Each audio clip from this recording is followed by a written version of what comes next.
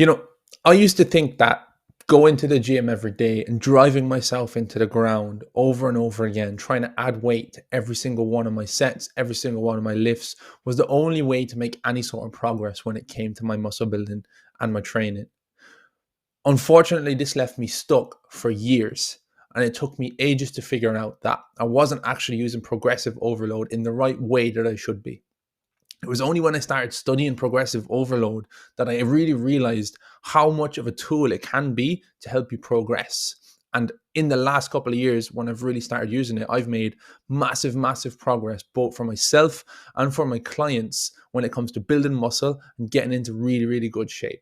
So I want to break you down. I want to bring you through and break down with you what progressive overload really is, how you can use it, and some of the common misconceptions on what people think it is versus what it really is today. So let's get straight into it. So I suppose a good place to start really is just to kind of talk about like what is progressive overload. So this is a word that gets thrown around quite a lot in the fitness industry, and even people that don't necessarily associate themselves with the fitness industry, but they want to try and build muscle, they want to get bigger. Most men will probably say that they want to apply progressive overload at some point. They don't really know what it means. So let me kind of give you a scientific term for it, if that helps. So basically what progressive overload is just gradually increasing stress to force adaptation in the gym. This is the important part here. In the gym, obviously you're not going to be doing it when you're at home, but there's more to it than just a simple I'm going to lift a little bit heavier every session. And that's what I want to kind of break down today, because a lot of lads think that if I just increase my weight every time I'm training, then it's going to be really easy for me to build muscle. That's not necessarily the whole thing. So let's kind of dive into it a little bit more today.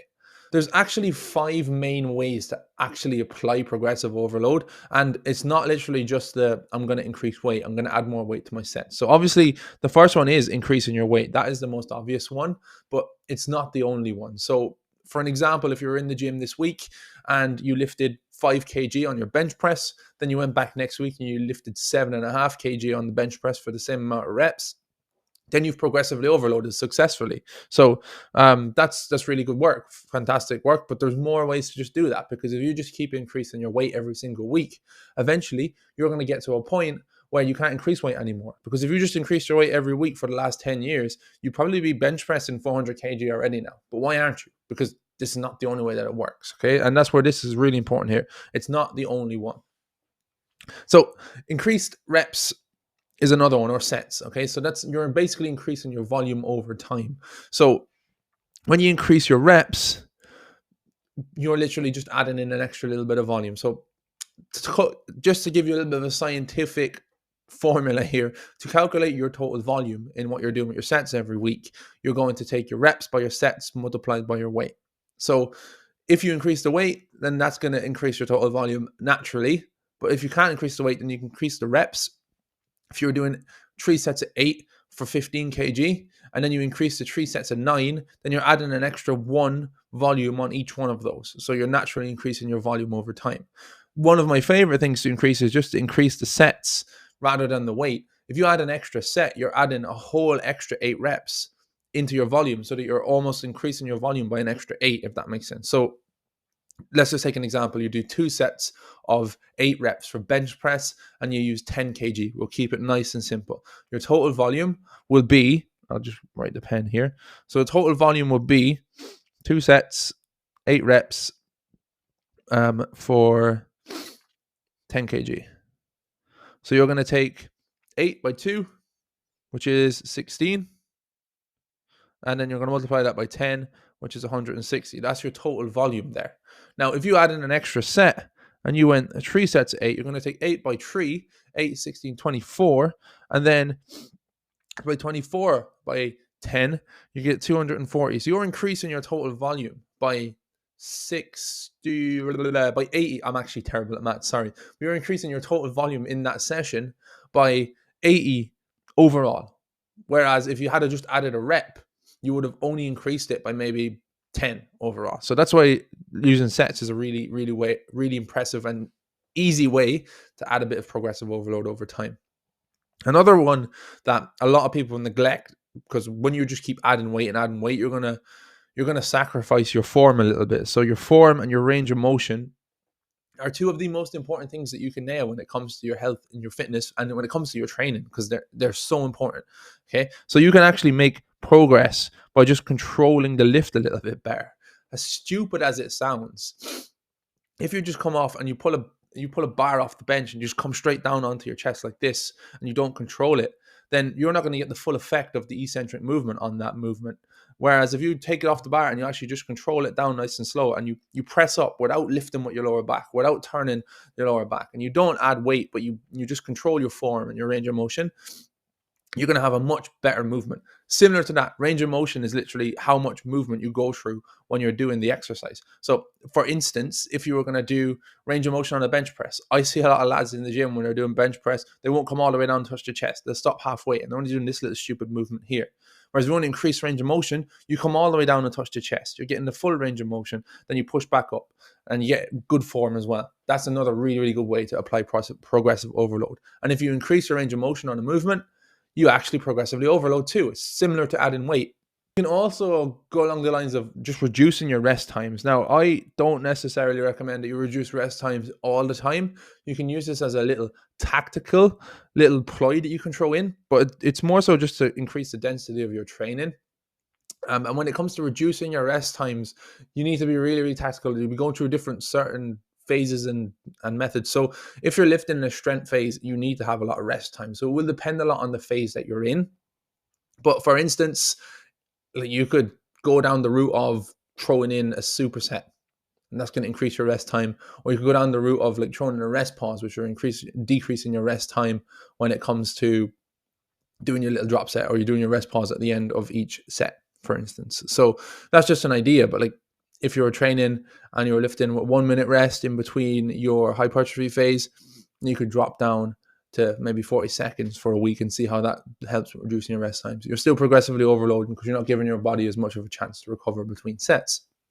And finally, last thing you can do is you can increase the frequency, the tempo, the intensity, or the techniques. So some of my favorite ways to do this with my clients, even with myself, is just to slow your eccentrics. So to kind of give you an idea of what an eccentric and concentric part of the movement is, the eccentric part is the controlled part of it, and it'll be different on most exercises. So if you're doing a bench press, for instance, to control your eccentric, the eccentric is the down part because you're controlling it in the muscle. Whereas if you were doing a pull-up or a lat pull-down, for instance, the down part is not the eccentric because you're pulling it towards you. The eccentric is the controlling part on the way back up of the lat pull-down. So you want to slow the eccentric right down. So you could play around with tempos where you're going maybe 4 seconds down, 1, 2, 3, 4, and you might hold for a pause at the bottom for 2 seconds, 1, 2. Then you just drive back up and you start again. You can play around with all of this sort of stuff. And if you're pausing, you're doing all of this stuff, then you are progressively overloading at the same time as well. So there is 5 different ways that you can progressively overload, and you want to tactically put each one in rather than just increasing the weight every week, because there is way more to it than just increasing the weight every week. So let me take you through some of the most common mistakes that I've seen from guys across the board. And also I used to make these mistakes myself too. So you're not alone when you make them. So the first one is always chasing numbers with sloppy form. Okay, so yes, it is important to try and increase your weight wherever possible. But if your form is shit, you're not going to make any progress. So it makes so much more sense for you to just slow down, stop trying to add loads and loads of weight in, and stop trying to get big numbers, and actually focus on fixing your form a little bit. Like, it's a skill to be able to lift weights and to be able to do them at a nice pace and be able to lift them with good form. So practice that skill, get really fucking good at it.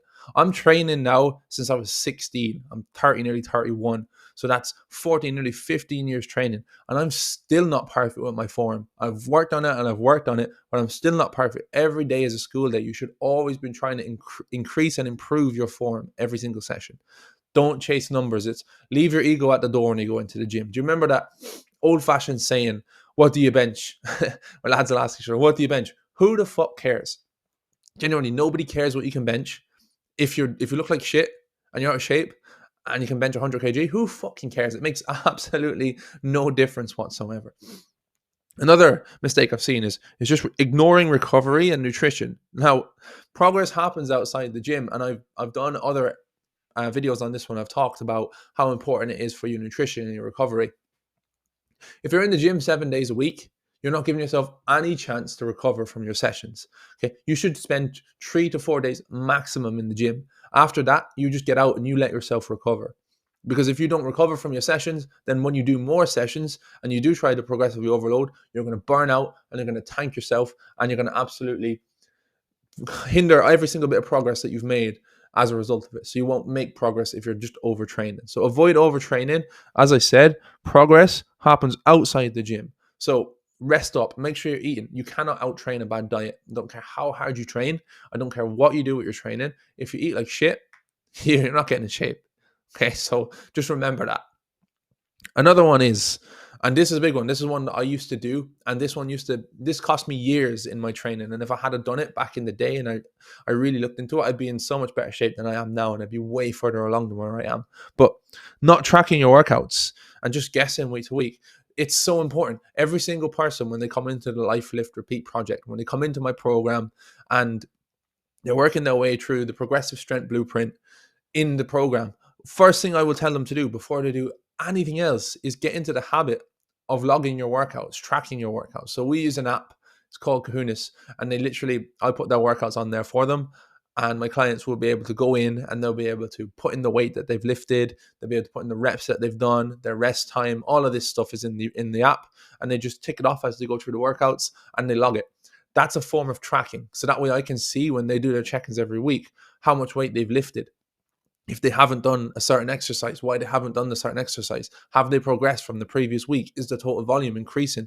Is every area of the progressive overload system starting to work? Because if you don't know this stuff, you are just guessing. It's very similar to if you don't track your food and you don't weigh your food, and then you think that you're eating healthy, but you actually have zero idea what calories are in the food that you're putting into your mouth, then you probably won't lose weight either.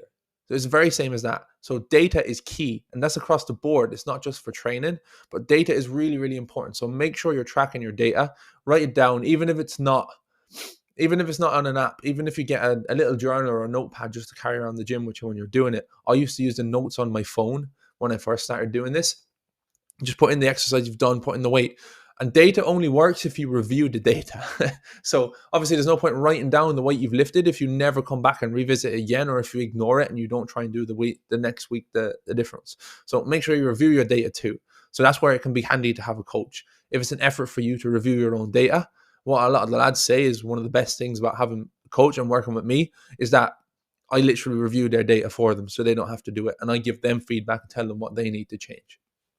And finally, the last mistake, there's more mistakes, but these are just the most common ones that I've seen, is just trying to progress all of these things at once. Now, if you're trying to progress every single area, so imagine you're trying to add weight, you're trying to improve your form, imagine you're trying to slow your tempos, imagine you're trying to reduce your rest times all at the same time, then you're going to burn the fuck out because your body won't be able to adapt to all of this. So every single time you're in the gym, you just need to pick one. You don't need to change them all. Pick one and work on that.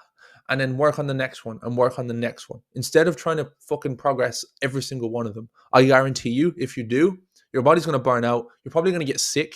You're probably going to get sick of going to the gym as well. You're not going to want to do your workouts. You're going to dread them and you're going to feel like they're too hard for you and you're not going to be able to progress. So that's really, really important to make sure that try not to progress them all at once. Just progress them one at a time where you can. Okay, so we need to play the long game. All right, when it comes to building muscle, when it comes to getting in the gym, when it comes to getting in shape, when it comes to progressing every week, when it comes to what we're doing with our training, progress doesn't happen overnight. And this is the first thing I'll tell anyone. If they come to me and they're like, Gavin, I really want to get in shape, I really need to make a change, I will literally tell them, look, this is not going to happen overnight. We're going to take a couple of months, potentially a couple of years for you to get into the shape of your life. I'm training for nearly 15 years now. I'm still not where I want to be. I'm still not that big. Okay. It takes a long fucking time, especially if you don't know what you're doing. So we need to play the long fucking game. All right. Progression is not linear. All right. At first it will be. Like, you can guarantee you if you're brand new to the gym, like gains are going to feel really fucking fast. They're called newbie gains. So this is just where you just show up and you do the workout, you add a little bit of weight to the bar, and then over time, progress starts to slow down a little bit. All right. So literally, you will notice that in the first couple of weeks, even months of your training, you're going to get really quick wins. You're going to see the scales coming down. You're going to start seeing the veins in your arms. You're going to see you're getting a little bit bigger. You're going to notice you can add weight every single week. That is called newbie gains. And that is literally just because your body's not used to it. Your nervous system is adapting to it. But when your nervous system has adapted, it needs to adapt to a new stimulus completely. And as a result, your muscles catch up to your nervous system, and that stops you from progressing. So that's when you need to start adding different layers of progressive overload over and over again over a longer period of time. So there's going to be different phases that you're going to cycle through. And this is where a lot of guys go wrong. They think that they just do the same training every single week for the next 2 years, and that's going to help them. Like if you just trained to build muscle every single day for the next 2 years, your nervous system will fry itself after 2 or 3 months of doing that, and you won't make any progress. So you need to cycle through different phases. So there is a couple of different strength phases. There's a couple of different phases that I would move people through if they're working with my coaching, that I move myself through when I'm training. And these are them here. So one is strength phases. So when you're doing a strength phase, you're kind of focusing on pushing heavier weights in your key lifts, but with structure and resting, and you're actually fueling yourself in between this too. So when you're training strength, you might aim for anything between 5 or 6 reps. You might take maybe 3 or 4 sets, maybe 5, and you might take longer rests. You might go for 2 or 3 minute rest time in between each exercise, just to give yourself a chance to recover. You're trying to get stronger. That's literally the whole goal of that phase. You never really start with a strength phase. You start with like a muscle building phase or recomposition phase, which I'm going to go into a little bit more in a second. Deload phases. This is the one that people often forget. All right. People don't deload themselves. You might deload yourself without even thinking that you're deloading yourself. So basically what you're doing is you're strategically pulling back, where you reduce your intensity or your total volume to allow your body to recover a little bit. So this is where your progress will happen. Your progress happens with recovery. So when like you listening to this podcast episode or this video, there's a very high likelihood that you deload yourself without even realizing that you're deloading yourself. So if I've always talking to a bodybuilder, which I'm not, but if I was talking to a bodybuilder, they are on it all the time. They never miss a session. They never miss a meal. They're just constantly on it all the time. Whereas normal people like me, like you, we literally live in a life where we want to be able to go away and want to enjoy ourselves. So you might deload yourself by just booking a holiday and going away for 2 weeks. That is technically a deload because you're reducing the intensity and volume naturally. So you've probably seen people that have trained really hard in the build up to a holiday, looked okay when they go away on the holiday, but when they're on holiday, as the holiday progresses, they look better and better and better. That's because they've deloaded themselves and they've started to look good as a progress. So deload is a very important part of every single phase. You should plan it in there somewhere. Recomposition phases, usually where you would start. This is where strength might not go up too much. You might be in a fat loss phase. This is kind of fat loss phases will be part of the recomposition phase. And then you're looking to lose fat and maybe your physique is going to change a little bit then as well. You're progressing in your body composition. You're not just changing numbers on the scales. That's the really important part of the recomposition phase. All right. So you're probably not going to build a huge amount of muscle in a recomp phase because you're eating a little bit of a deficit. Your body fat is coming down, but you can hold on to a little bit of muscle in this phase. And if your scales come down, fantastic, but that's not the whole goal of that. And finally, it's just a muscle building phase. And this is the longest one. This is the one that'll take a little bit longer to get through. Your calories are going to be a little bit higher. The goal is just to push volume and drive hypertrophy, as in drive muscle building. That's what hypertrophy means. So your numbers may stall a little bit at first. You might notice a little bit of visible fat gain when you first start doing this, but eventually reps and sets and workload, they start to add up. You start to get stronger. You start to enjoy your workouts more. You start to see your muscles getting a little bit bigger. And that's what the beauty of a muscle building phase is. The only thing with a muscle building phase is it takes quite a long time to get through it. But when you do, it's fucking amazing. So as I said, man, we need to have some fucking patience. All right, have some fucking patience, my man. The problem that I see with so many men, so many men, is that they don't have patience. They want results yesterday. They want to start lifting and get results the minute they start lifting, right? It doesn't happen like that, I'm afraid. Unfortunately, any man that you see walking around in fucking shape of his life, he hasn't done that overnight. So you need to play the long game. I'm not just talking weeks. I'm not just talking months. I'm talking years here when it comes to getting in shape. And this is the thing that I need to preface for anyone who's listening to this video back. It is very hard to get in shape. You should look at someone who's in incredible shape and admire them for the amount of effort and time and energy that they've put in to getting in shape. But it is worth every fucking second of it. I'll tell you that now straight off the bat. So in the day to day, your weights might start to feel a little bit heavier sometimes. It's not you're always going to make progress every week. You may have a day or two where you've got bad sleep, and as a result, you might be really stressed. You might be stressed from work or whatever, and that's going to stop you from progressing in the gym. That is okay if that happens. If it becomes a week to week thing, then you kind of start to get a little bit worried about it. On a week to week basis, some weeks you're going to hit your PBs. Some weeks you're going to progress with your strength and you're going to have an amazing week. Other weeks, you're going to be steady. Things aren't going to move in the direction you want to. And sometimes you'll even end up going backwards. That is a part of building muscle, I'm afraid. That is a part of training. On a month to month basis, this is where you're starting to see trends start to form a little bit. This is where you're starting to lift a little bit more every week. And if you're not, then you need to change something, obviously. Are you a little bit more consistent? Are you starting to be more consistent? Or are you starting to move a little bit better outside of the gym and do everything on an everyday basis? And then on a year-to-year basis, this is kind of where the transformation starts to show.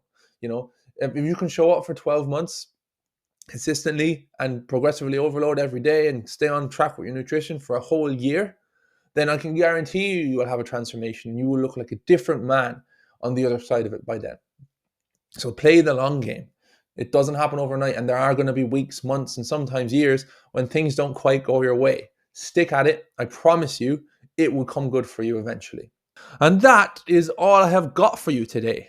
So really, really appreciate you listening along. If you found this video helpful, please share it to a friend who you think might also find it helpful. That is how we can grow. That is how more people get to see this stuff. If you would like help with your progressive overload, or you want to just chat openly back and forth about what you're currently doing with your training or anything like that, please feel free to drop me a message. My Instagram link is in the bio. And if you are interested in joining our free school community for guys who are in similar positions to you right now, looking to build a bit of muscle, stay in shape for life, and want to refine themselves after maybe going through a little bit of a tough time, then join the free school community. It's also in the bio. Until next time, thank you very much. Have a fantastic day. All the best. Bye-bye.